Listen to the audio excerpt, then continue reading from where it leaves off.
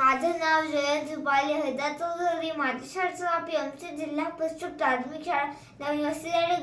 मी तुम्हाला गोष्ट सांगणार आहे. गोष्टीचे नाव स्वतःची चूक कबूल करणे, मान्य करणे.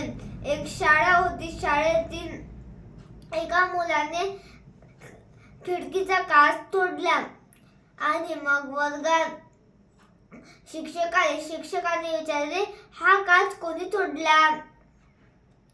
मग सगळा वर्ग गप्प झाला आणि मग एक रोहित नावाचा मुलगा उठला.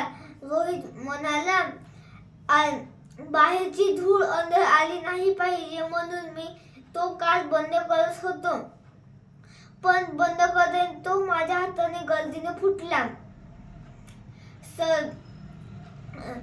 सरने त्याला इकडे आपल्यापाशी बोलवलं. त्याला शिक्षा नाही देता त्याला म्हणलं, तुने आपली